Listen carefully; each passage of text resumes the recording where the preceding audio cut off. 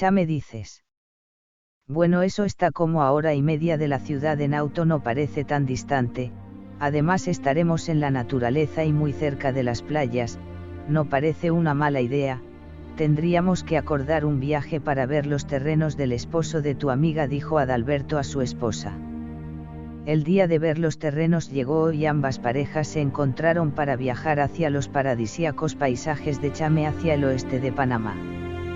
Adalberto conducía mientras Rubén le hablaba sobre las tierras que poseía.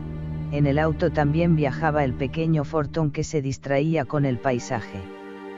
Amigo Adalberto, tengo varios terrenos frente a Coronado en el área de las Lajas, los tengo divididos en parcelas de un poco menos de media hectárea, pero además tengo un lote con una cabaña ya construida en la que viví varios años, está un poco abandonada, habría que meterle un poco la mano, solo algo de carpintería, pero ya está hecha, está mucho antes de donde tengo los demás terrenos, justo después de Capira, así no tendrías que construir y queda a menos tiempo de camino de la ciudad para ustedes que trabajan en la capital, decía el viejo Rubén, muy orgulloso de sus propiedades, presumiendo sus dotes de vendedor.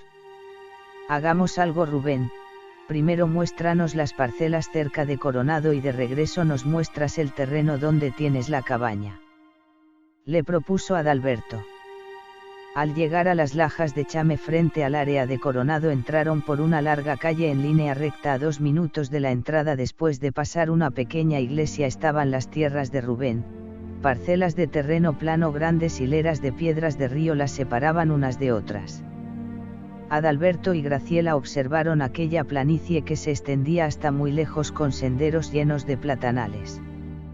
Entonces la pareja le dijo al vendedor: nos gusta este al lado de la carretera, ¿en cuánto lo vendes?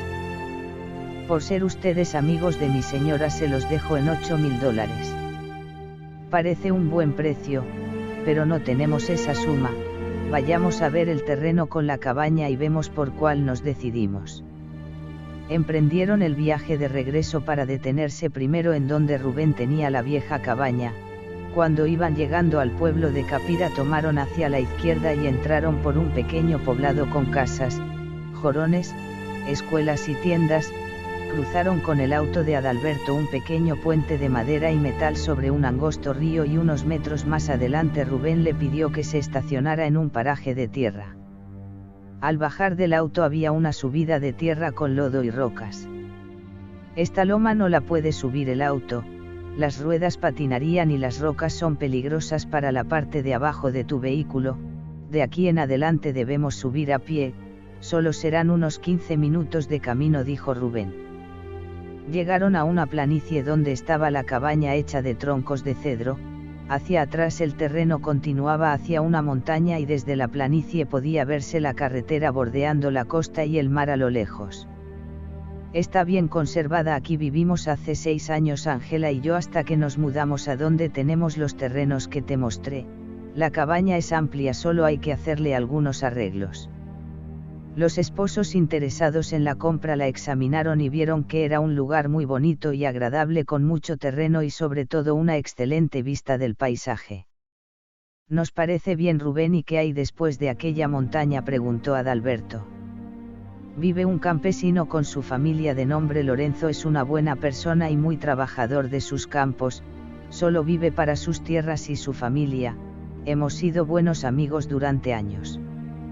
Muy bien, Rubén, déjanos pensar qué decisión vamos a tomar Graciela y yo durante esta semana y te damos una respuesta el próximo sábado.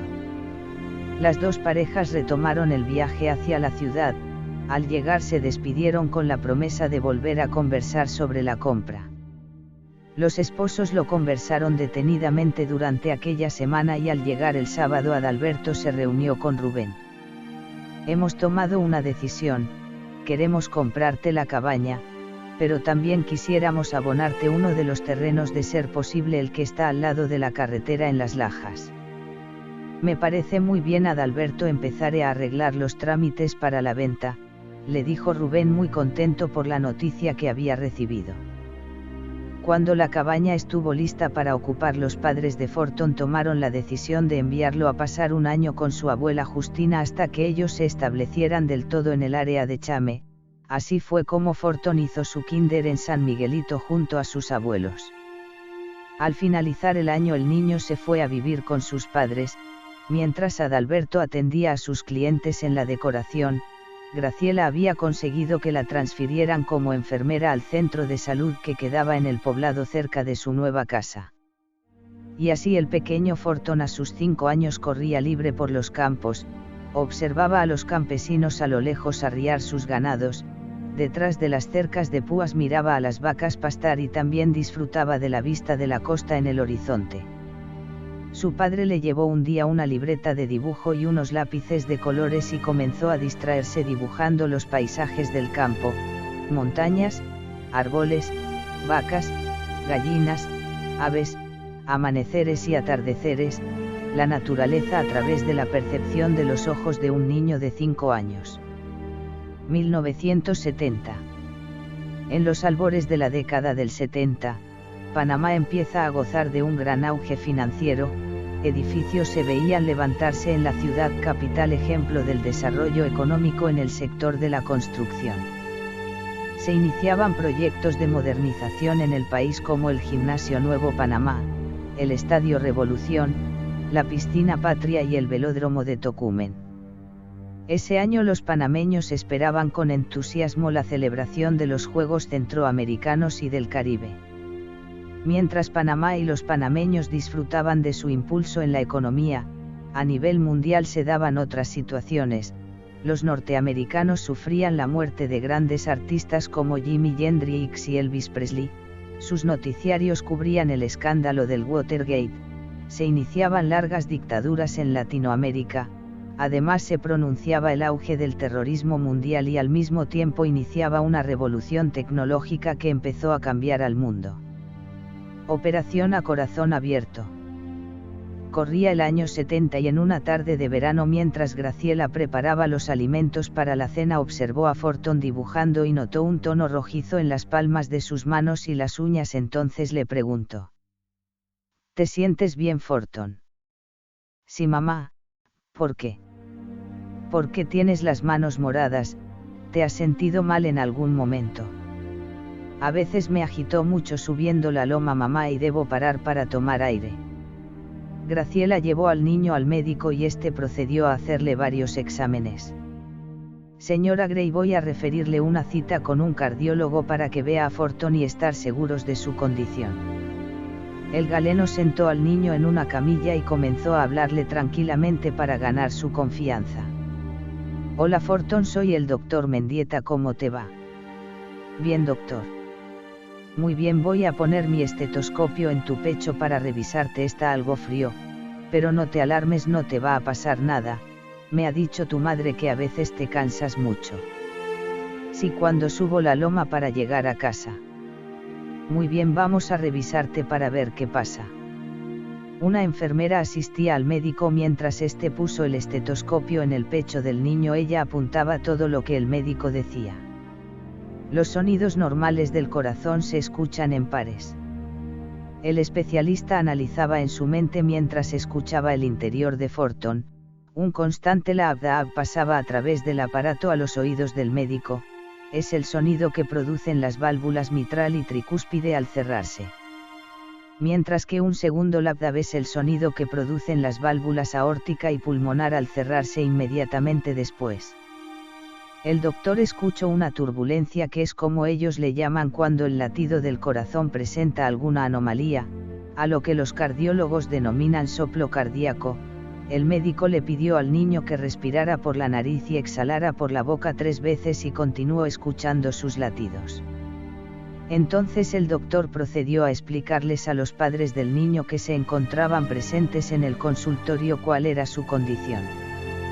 Señores Gray, debo explicarles que existen soplos cardíacos que son de un tipo inofensivo al que denominamos soplo funcional o soplo inocente y suelen ser comunes en la infancia y no requieren tratamientos, ni cambios en el estilo de vida del menor. En la mayoría de los casos el soplo desaparece mientras el joven crece y se hace adulto, pero me temo por lo que he podido detectar que en el caso de su hijo el soplo es un poco más grave. El doctor los llevó a una pared donde estaban unas láminas para mostrarles de forma gráfica cuál podía ser la situación de Forton. El médico, señalando las imágenes, les informó: miren, en casos particulares el sonido de los latidos puede indicar que la sangre viaja por una válvula cardíaca que está dañada u obstruida o que realiza un esfuerzo excesivo, o puede haber una fisura en una de las paredes del corazón o que existe un estrechamiento en uno de los vasos sanguíneos del corazón. Los padres, angustiados, le preguntaron al médico cuáles eran las causas por las que ocurría eso y por qué Forton podía tener una de esas complicaciones. A lo que el especialista les explicó: señores, el soplo se debe a cuando la sangre pasa por una válvula estrecha, lo que llamamos estenosis, o cuando se filtra hacia atrás por una válvula que no está funcionando bien, a lo que llamamos regurgitación. Estos problemas valvulares pueden ser de nacimiento o producirse más adelante debido a fiebre reumática, enfermedades arteriales coronarias, endocarditis infecciosa o el proceso de envejecimiento, que no es el caso de su hijo, así que tendré que hacer otros exámenes y tomarle algunas placas para entonces referirlos a un cirujano cardiovascular.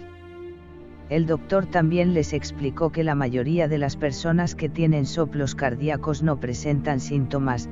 Los soplos en la mayoría de los casos se descubren durante un reconocimiento médico realizado debido a otros síntomas, tales como dolor en el pecho, falta de aliento, cansancio o la presencia de una coloración azulada en la piel o las puntas de los dedos, a lo que se denomina cianosis, que fue precisamente lo que la madre había notado en las manos de su hijo. Los padres de Forton se tomaron de las manos preocupados. Para entonces en Panamá se habían realizado pocas cirugías cardiovasculares en niños. Semanas después, las placas y los exámenes dieron como positivo la obstrucción de una de las arterias del corazón de Forton. Solo quedaba fijar la fecha de la operación y el niño fue internado en el hospital para acondicionar todo. Una mañana del mes de octubre, el médico cardiólogo Abraham Sayed tenía la responsabilidad de operar a un niño de nombre Forton Gray, según decía en su hoja de expediente clínico.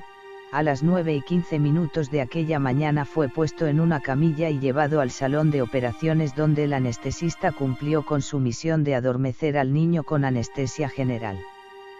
El joven fue ingresado en la sala de operaciones y puesto en el quirófano, donde lo esperaban una enfermera instrumentista, 2 enfermeras circulantes, un perfusionista encargado de la circulación extracorpórea, el anestesista y el cardiólogo con 2 asistentes.